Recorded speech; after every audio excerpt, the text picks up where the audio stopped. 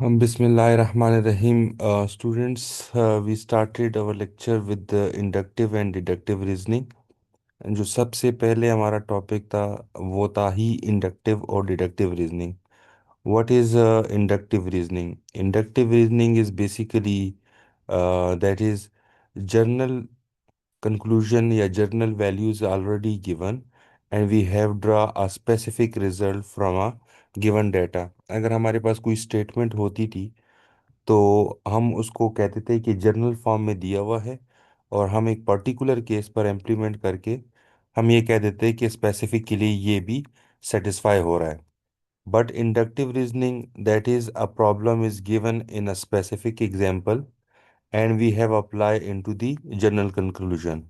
यानी स्पेसिफिक एक केस में कोई एक रिजल्ट गिवन होता था और हम उसको जनरल पर कंक्लूड करते थे. So that is a basic difference और geometrical interpretation of the inductive and deductive reasoning. तो सिंपल डायग्राम से शो कर सकते हैं कि what is the inductive and deductive reasoning. Now here the important topic about mid and final exams, that is logical connections जो है. What is logical table and what is the truth table of the function, and you can say that the statement or proposition can be draw through the conclusion by using the different values. जो logical connections बनाते हैं वो basically samples की मदद से draw करते हैं और उसमें सैम्पल्स जो हैं वो रिप्रेजेंट करते हैं कुछ डाटा के एनालिसिस को. यानी कि स्टेटमेंट के पर्सपेक्टिव में हम उन देखते हैं कि उसका क्या रिजल्ट आता है. तो हम देखते हैं ज़रा बेसिक बेसिक आराम से. Samples that are used to combine statement और प्रोपोर्शनल वेरिएबल. वो स्टेटमेंट या वो samples that is use to the joining of the statement और प्रपोजिशन. यानी आप वेरिएबल्स को जॉइन करते हैं थ्रू दी सैम्पल्स फॉर्म में. जॉर्ज बोलान use sample such as P Q R for the statement and S. ये चार आप डिफरेंट यूज करते हैं मोस्ट ऑफ द टाइम. तीन या चार स्टेटमेंट होती है. ज़्यादातर क्वेश्चंस अप टू दो के स्टेटमेंट्स के भी देखते हैं और तीन के भी देखे होंगे. चार के आपने प्रॉब्लम नहीं किए.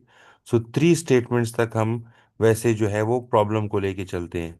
सो that is P Q and R represent statement that the sample represent statement and the samples that one. ये सारे सैम्पल्स हैं जो आप आमतौर पे यूज करते हैं. The first one that is हम इसको कहते हैं कि निगेशन सॉरी इंटरसेक्शन. और इंटरसेक्शन को आप कंजक्शन कहते हैं. That the second one is a union और आप इसको डिसजंक्शन का नाम देते हैं. Third one that is negation sign. यानी कि आप निग्लेक्ट करते हैं किसी बात को फॉल्स की कैटेगरी में लेके जाते हैं. And that is implies which is called the conditional और इसकी अपनी स्टेटमेंट है.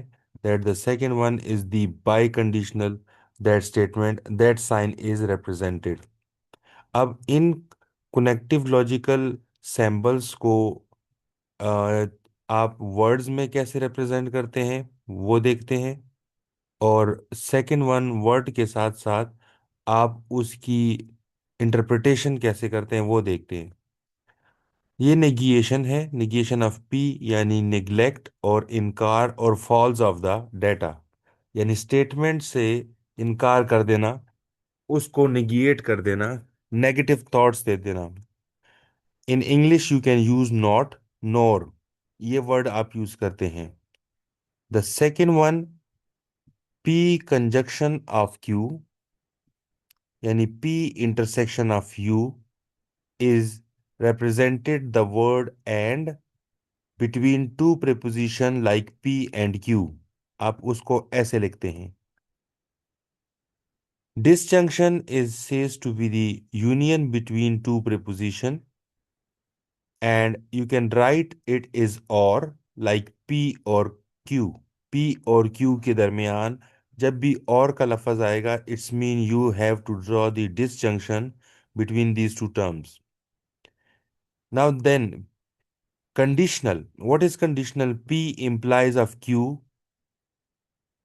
In word, you can say if or then. If और देन का ज्यादातर लफज यूज होगा. So you can say if P then Q. If P is a given statement, on behalf of the P, you can say what will be the Q has shows his result. Biconditional. P biconditional of Q. Here is the word used if and only if. Like P if and only if Q. ये total main points हैं जिनको आप represent करते हैं. इसके बाद equivalent आते हैं, या मुख्तलिफ किस्म के फालसीज आते हैं, या फिर आप ये कहते हैं कि ट्रुथ टेबल को रिप्रेजेंट करते हैं. Now we started with statements और tables. How can we develop a truth table, यानी इन लॉजिकल कनेक्शन के लिए बुलान अलजबरा ने कैसे टेबल डेवलप किया, उसको देखते हैं कुछ क्वेश्चंस के against.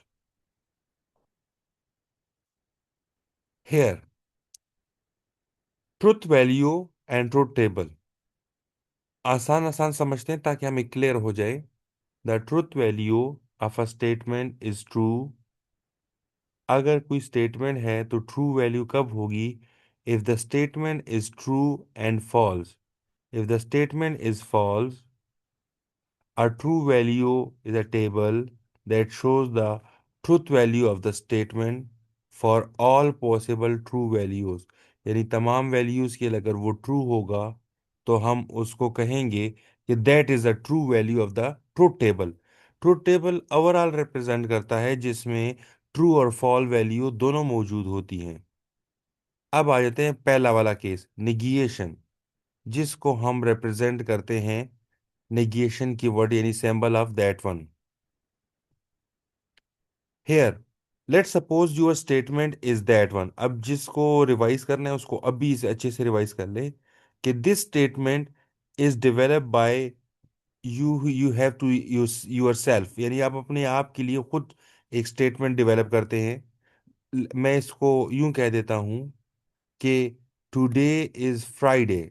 So that is a statement. It's may be true और फॉल्स. ये स्टेटमेंट ट्रू भी हो सकती है और फॉल्स भी हो सकती है. So this statement today is Friday is said to be P. इस पूरी स्टेटमेंट को एक पी का नाम देते हैं. Now the two cases is possible for this statement. दो केसेस इसके लिए पॉसिबल है. Number one, either this statement is true और फॉल्स. ये स्टेटमेंट या तो ट्रू होगी या तो फॉल्स होगी. ओके, यानी पी एक स्टेटमेंट है जिसकी दो कंडीशन है, पॉसिबिलिटीज है. Number one, P is either true और पी इज फॉल्स. ये दो पॉसिबल कंडीशंस इसकी हो सकती हैं.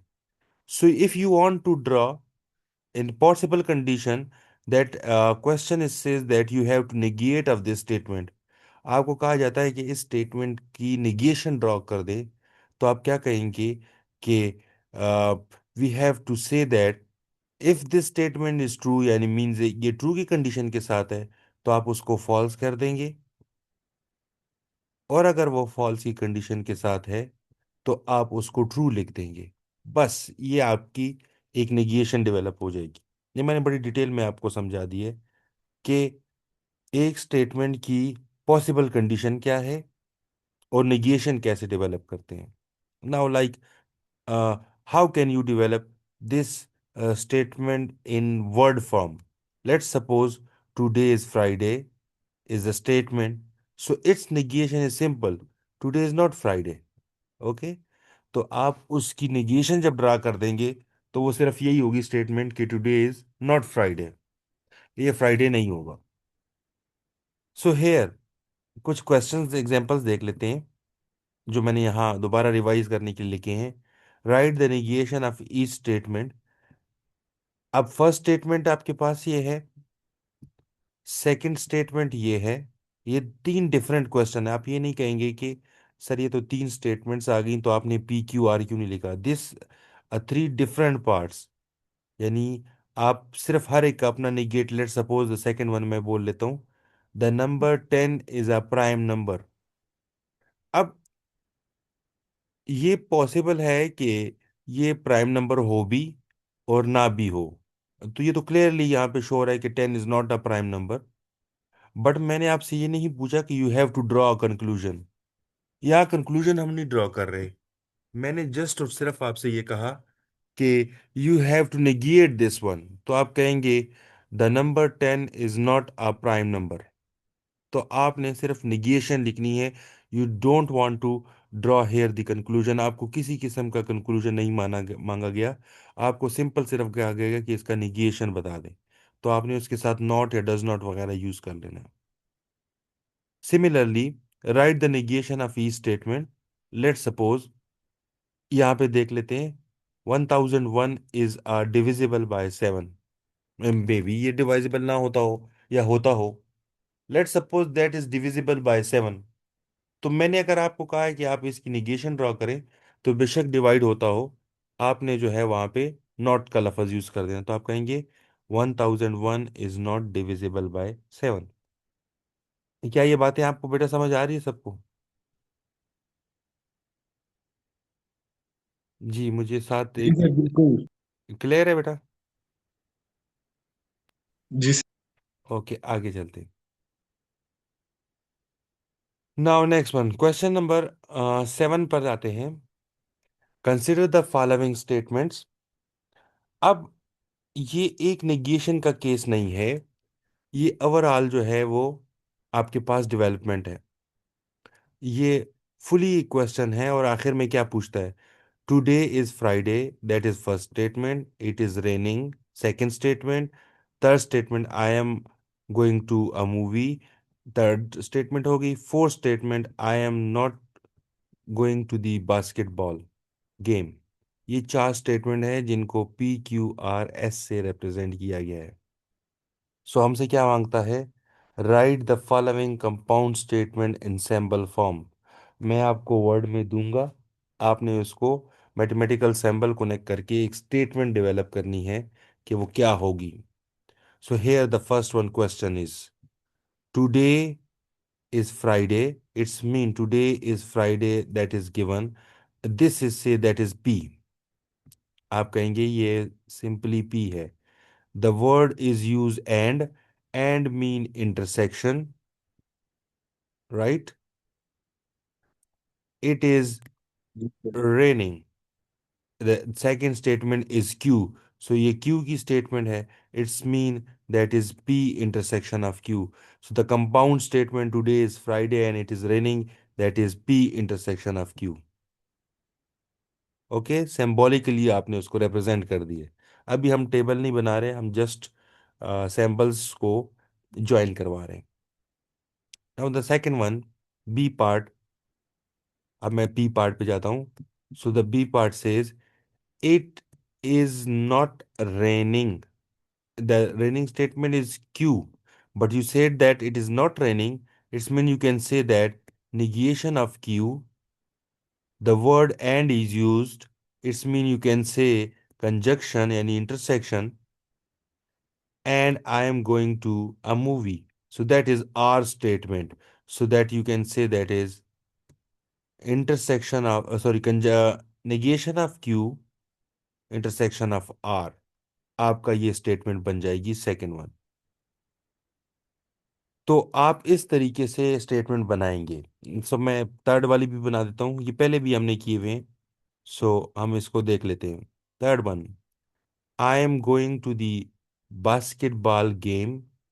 यहाँ था आपके पास I am not going to the basketball game. It's mean you can say that is negation of S।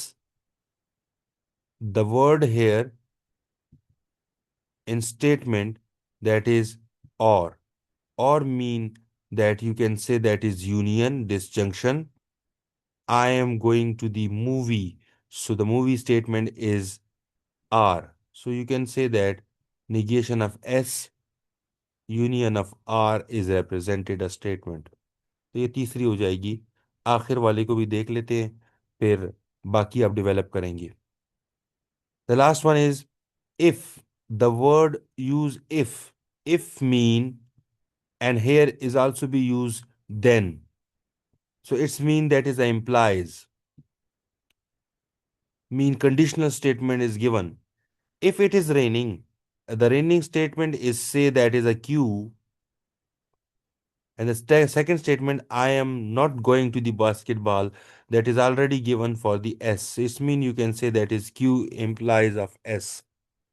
तो ये देखिए आपने सामने गिवन भी है, मतलब सॉल्व भी किया हुआ है, बनाया भी है। क्या ये वर्ड से स्टेटमेंट बना सकते हैं?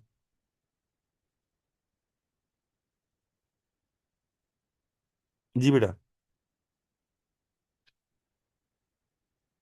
क्लियर है सबको?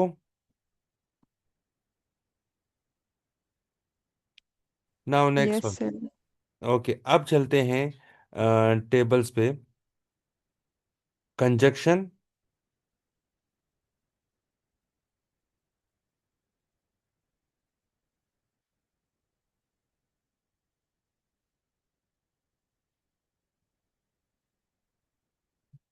अब देखिए जरा, conjunction, the logic of and and. अब इनकी मैं सिर्फ आपको ये बेसिक बता देता हूँ कि इन लॉजिक से कैसे आप डेवलप करते हैं। The conjunction of two statement P and Q, conjunction और डिसजंक्शन हमेशा दो स्टेटमेंट के दरमियान ही बनता है, एक स्टेटमेंट के दरमियान नहीं होता। नेगेशन जो है वो एक स्टेटमेंट के दरमियान हो सकता है। ठीक है। सो कंजक्शन और डिसजंक्शन के लिए मिनिमम दो स्टेटमेंट का होना जरूरी है। The conjunction of two statement P and Q is true if and only if both P and Q are true, otherwise false। तो ये उसकी जर्नल डिस्क्रिप्शन बता रहा है कि कंजक्शन यानी इंटरसेक्शन के लिए ज़रूरी है कि दोनों स्टेटमेंटें ट्रू हों। अगर कोई एक भी फॉल्स कर गई तो फिर ये फॉल्स ही होगा। तो ये हम देख लेते हैं कि कंजक्शन का केस क्या है। ये कंजक्शन का टेबल है। लेट सपोज ये दो स्टेटमेंट्स हैं, पी की स्टेटमेंट और ये क्यू की स्टेटमेंट है। तो अब हॉरिजेंटली देखते हैं, ये दोनों स्टेटमेंट ट्रू हैं, तो रिजल्ट बी यानी कि कंजक्शन भी ट्रू साबित होगा। अगर कोई एक भी फॉल्स कर गई, देखें दोनों में एक एक फॉल्स है और यहाँ तो दोनों ही फॉल्स हैं, तो रिजल्ट उसका फॉल्स होगा। जी सुलेमान, बताएं क्या क्वेश्चन है? सर वो कुछ बच्चे आए हुए हैं, वो कह रहे हैं कि हमें ज्वाइन करवा दें। राइट, मैं देखता हूँ कि वेटिंग रूम में कौन है।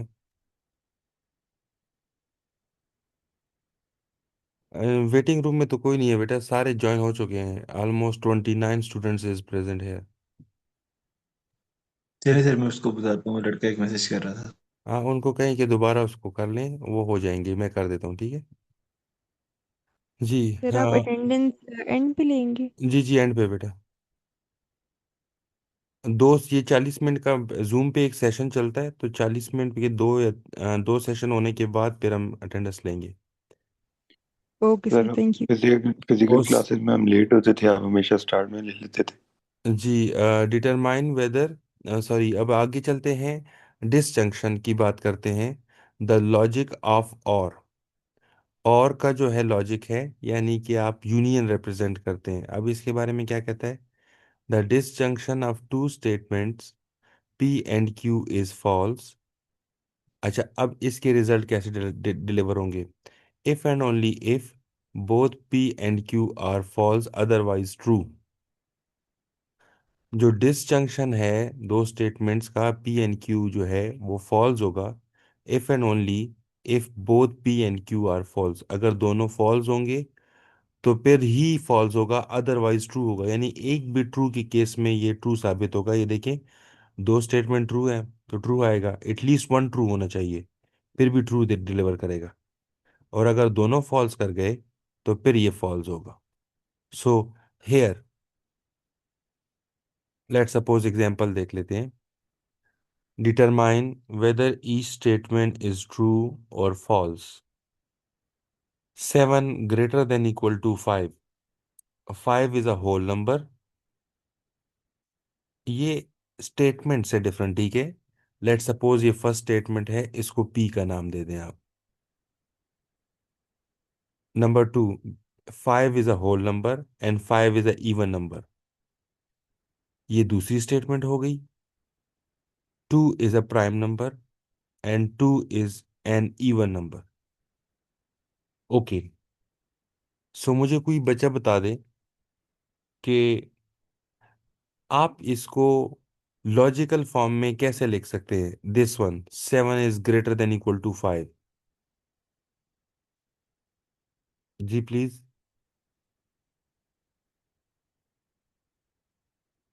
कोई बता सकता है बेटा?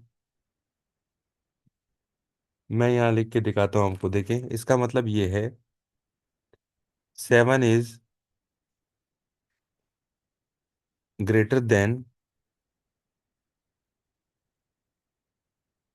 और इक्वल टू 5। इसका मतलब ये है, ये जो आपकी मैथमेटिकल लिखा है ना, 7 is greater than equal to 7, इसका मतलब है 7 इज ग्रेटर देन, और यहाँ लफ्ज यूज होगा और, यानी दोनों में से कोई एक भी बात, दैट इज बेसिकली डिसजंक्शन की तरफ इशारा है। ठीक है, 7 इज ग्रेटर देन और इक्वल टू 5।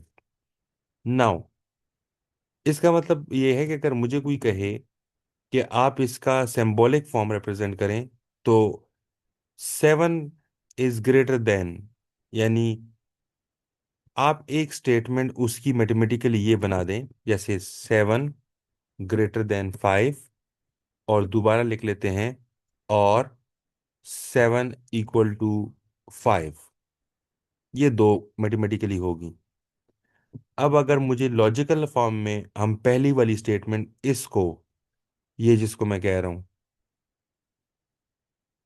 इसको स्टेटमेंट को हम पी मान के चलें। This statement is P and the second statement, this one is Q, right. एक को पी और दूसरे को क्यू। तो मेरे पास इसका स्केच बनेगा। अगर मैं आपको कहूँ इसका ट्रुथ टेबल बनाए, राइट, तो आप कहेंगे सर इसका ट्रुथ टेबल कुछ ऐसे बनेगा। 7 greater than 5 is said to be P and 7 is equal to 5, that is Q. अब this possibility, the first one 7 greater than 5, इसकी दो पॉसिबिलिटीज हैं। मैं ये कह रहा हूँ कि कंक्लूजन नहीं ड्रा करना, जनरल फॉर्म बात करनी है। So that may be true or may be false. But if it is a comparative analysis in compound form you can develop, you can say that the possible possibilities is that one. If both are true and both are false. Like true, false, true, false. ये इसकी possibilities हैं। और जब मैं आपको ये question दिया गया था और मैं आपको कह देता कि इसका ट्रूथ टेबल बनाएं, तो फिर आप कहते कि सर बेसिकली इसका डेवलप हो रहा है P disjunction of Q. So the p disjunction of Q is basically, you can say that p union of Q. About the p union of Q, this table will be developed. ये table जो हमने बनाया है तो ये बनेगा। So that is, if at least one is true, you can say that here, like that one. क्या ये बात क्लियर हो गई आपको? मैंने एक स्टेटमेंट से ट्रूथ टेबल बना के दिखाया आपको। अब ये सेकंड जो स्टेटमेंट है, ये वाली, 5 is a whole number and use हुआ है, so it's mean you can draw the conjunction, यानी mean intersection between two. The first one is 5 is a whole number, the second is 5 is even number. So that is basically, अगर मैं सिर्फ आपसे ये पूछूं, अब जरा मेरी second point point of view देख ले। मैंने आपको ट्रुथ टेबल पूछा तो आपने ये आंसर करना है। अब तीसरे पार्ट में, सी पार्ट में, मैं सिर्फ आपको सिर्फ ये बताऊं कि ये बताओ ये ट्रू वैल्यू है या फॉल्स वैल्यू है, आपने सिर्फ ये बतानी है, टेबल नहीं बनाना।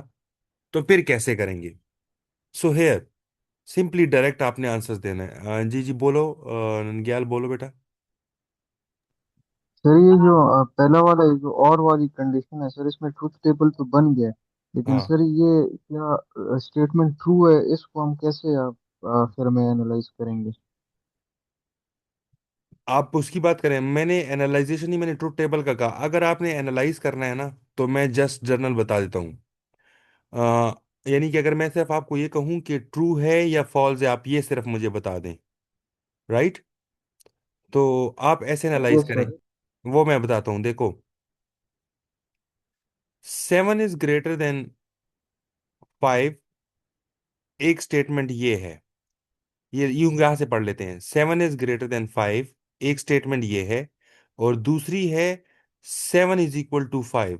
The word between that is used और का मतलब क्या होता है, मुझे जरा बता दें। तो सर दोनों में से कोई पॉसिबिलिटी हो सकती है। हाँ, कोई एक अगर हो जाए तो। अब मैथमेटिकली सिंपल ये बताएं कि दोनों में से क्या एक पॉसिबिलिटी ट्रू है। सर ट्रू तो है इसमें, अगर तो फिर उस इसका तो इक्वेशन को फिर सिंपल तो करें। This statement is true. Sir वो तो ठीक है, लेकिन मतलब ट्रुथ टेबल के मुताबिक सर, वो जो एक लाइन में सारे ट्रू आ रहे हैं, एक में ट्रू फॉल्स ट्रू आ रहा है, एक में फॉल्स ट्रू ट्रू आ रहा है। वो वैलिड आर्गुमेंट है, वो बाद में देखेंगे। If you can say in any line that is all of the values are true, so that is called valid argument. अगर किसी रो में तमाम एलिमेंट जीरो ट्रू नजर आते हुए नजर आ जाएं, तो हम कहेंगे ये वैलिड आर्गुमेंट है। ठीक है। ओके सर, ठीक है। ओके। और सुलेमान ने बट हाथ सर खड़ा। आपने ये नहीं कहा था कि जब पी और क्यू है तो हम काउंट ही नहीं करते। नहीं, वो तो जर्नल अभी नंगियाल दूसरी बात कर रहे हैं ना, ये तो अभी प्रॉब्लम डेवलप ही नहीं हुआ, ये तो सिर्फ हम स्टेटमेंट बना रहे हैं। वो उसमें तो नहीं काउंट करते, बिल्कुल ठीक है। इस वक्त तो वो सिचुएशन नहीं है, ये तो सिर्फ और सिर्फ एक प्रिपोजिशन बनाई जा रही है। ठीक है बेटा। Okay sir, okay. वो अभी आगे केस आएगा, रिवीजन करेंगे। सुलेमान ने हाथ खड़ा किया था, प्लीज बताएं। सर वो बंदों को ऐड कर दें सर, वो वेटिंग लिस्ट में बैठे हैं। बेटा कोई नहीं है वेटिंग लिस्ट में, अगर होगा तो मैं कर दूंगा, ठीक है बेटा। सुलेमान, यहाँ कोई वेटिंग में नहीं है मेरे पास। जी। अब ये मैंने आपको समझा दिया, अब थोड़ा सा आगे चलते हैं। टोटोलॉजीज हैं। What is tautology? टोटोलॉजीज मैं अब आसान आसान बातें बता देता हूँ। बेसिकली टोटोलॉजी से, इफ यूर रिजल्ट और compound result is true in last column, अगर आखिरी कॉलम में तमाम ट्रू साबित हो जाएं, तो हम उसको कहते हैं कि ये ट्रूज हैं। ठीक है। अगर आपकी लास्ट कॉलम पे तमाम ट्रू हों, तो फिर हम उसको कहते हैं कि ये टोटोलॉजी है। अगर तमाम फॉल्स हों, तो हम उसको absurdity का लफ्ज़ इस्तेमाल करते हैं। ठीक है। और यह मैं पढ़ लेता हूँ। A tautology is a statement that is always true, जिसकी अगर लेट सपोज इसका टेबल बनाया जाए तो तमाम ट्रू हो जाएं, तो उसको हम टोटोलॉजी कहते हैं। जैसे ये देखें, इस टेबल में यहाँ पर तमाम ट्रू हैं, तो दिस रिजल्ट इज बेसिकली से अ टोटोलॉजी। ये रिजल्ट जो है वो टोटोलॉजी कहलाएगा। तो हम इसको कहेंगे tautology. A self contradiction is a statement that is always false. Contradiction, self contradiction और absurdity तब कहते हैं जब किसी कॉलम में तमाम आपको फॉल्स नजर आते हुए नजर आए, लाइक दैट वन। ये तमाम फॉल्स हैं, तो इसको कहते हैं कंट्राडिक्शन और absurdity। कंटीजेंसी क्या होता है? A statement which can be true और फॉल्स, या तो ट्रू हो या फॉल्स हो, that is called the contingency, like that one true है या तो फॉल्स है। सो दैट वन हेयर आपके पास टेबल से रिप्रेजेंट करता है। ठीक है, सिंपल सी याद रखिएगा जब रिजल्ट्स आपके पास आएंगे। अब हम इसको जाके प्रॉब्लम पे देखेंगे। Here construct a truth table. Clear आपको कहा है कि इसका ट्रूथ टेबल बनाएं। टेबल आपको अब बनाना आता है। पी और क्यू दो के दरमियान है, तो पी और क्यू आपके पास ये है। आप सबको क्या चाहिए? नेगेशन ऑफ पी चाहिए और नेगेशन ऑफ क्यू चाहिए। तो आप नेगेशन ऑफ पी भी आपने निकाल लिया, नेगेशन ऑफ क्यू भी निकाल लिया। अब आप चाहिए P negation of P intersection of negation of Q का टेबल बनाया। एंड द सेकंड टेबल आपने बनाया जो आपके पास negation P of union of Q चाहिए। और इन दोनों सेट्स का जो आपने बनाया आखिर में यूनियन लिया। So now you have to see your result is what? All trues in column. आपका रिजल्ट में सारे ट्रू आ गए। So P and Q P is true and Q is false in row 2 of the above truth table, the truth value of this one in row 2 is T2।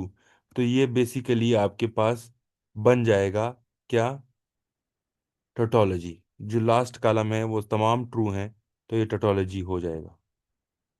Okay, now other one, इसको थोड़ा समझते हैं ताकि आपको आगे जाके valid argument की समझ आ सके। Construct a table for negation of P intersection of R, फिर आपके पास है union Q intersection of negation of R। use the truth table that you can construct in part A of determine the true value of this one।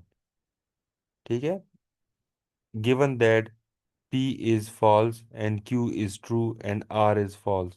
ये देखिए, ये आपने तीन का structure बनाया। तीन के आपको मैंने समझाए थे कि पहले चार लिखते हैं ट्रू, चार फॉल्स, फिर सेकंड वाले के दो ट्रू दो फॉल्स करके पूरा करते हैं, and then alternate true false करके आप करते हैं। चलो, बेसिकली आपको ये कैलकुलेट करना था, तो इसके लिए आपको नेगेशन पी और नेगेशन ऑफ आर चाहिए था। आपने दोनों के टेबल बना लिए, फिर आपने ब्रैकेट वाले फर्स्ट वन और सेकंड वन कैलकुलेट करके टेकिंग द इंटरसेक्शन आपने निकाली, ये आपके पास आ गया। तो ट्रुथ टेबल यहाँ कंप्लीट हो जाता है अगर मैंने आपसे टोटोलॉजी, अब्सर्डिटी, कंटीजेंसी वगैरह का नहीं पूछा तो। क्या कहता है, P is false, Q is true and R is false in row 6। उसने ये कहा था कि ये आपको गिवन है, सवाल में था। तो इन पॉइंट्स के मुताबिक आपके पास ये केस बनता है जो स्टेटमेंट नंबर 6 में यानी रो 6 में जाहिर होता है आपके पास। ठीक है, यानी कि एट अ टाइम आपको ये स्टेटमेंट चाहिए थी। क्वेश्चन ने कहा था कि मुझे इस स्टेटमेंट का रिजल्ट दे दें कि क्या बनेगा, किस स्टेटमेंट का, जब पी फॉल्स होगा। ये देखें, पी फॉल्स यहाँ पर भी है, यहाँ पर भी है, यहाँ पर भी है, यहाँ पर भी है। ये वेटिंग रूम में कोई आता है पर नजर नहीं आ रहा। ये एडमिट मैंने कर दिए, भी आ गया एडमिट ऑल। जी, फिर दूसरा आपको क्यू वाला ट्रू चाहिए था, तो क्यू वाले ट्रू दो ये हैं सिर्फ, जिसके सामने पी वाले फॉल्स हो। ये इसका मतलब है ये आपके काम के नहीं है अकॉर्डिंग टू क्वेश्चन। बनाने हैं, ये नहीं कि आप ये कहें कि सर ये बनाने ही नहीं है। आपको सिर्फ स्टेटमेंट की रो ढूंढनी है। आर इज फॉल्स, अब आर फॉल्स यहाँ पर है जब ये दोनों मौजूद हैं। इट्स मीन आपको इस रो को फोकस करना है, इस रो को। ये अब इसकी स्टेटमेंट आखिर में क्या है वो आपको बतानी है।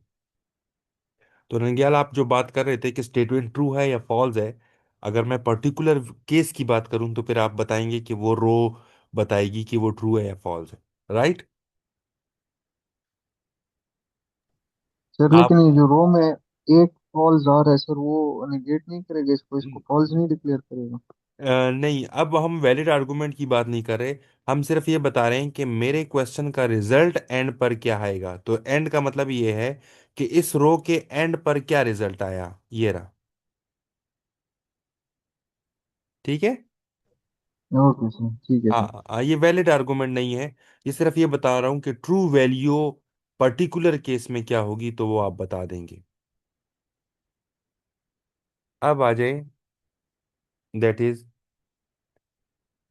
कंडीशनल स्टेटमेंट यानी इंप्लाइज वाली स्टेटमेंट जिसको हम कहते हैं, यानी आप इसको कहते हैं पी इंप्लाइज क्यू।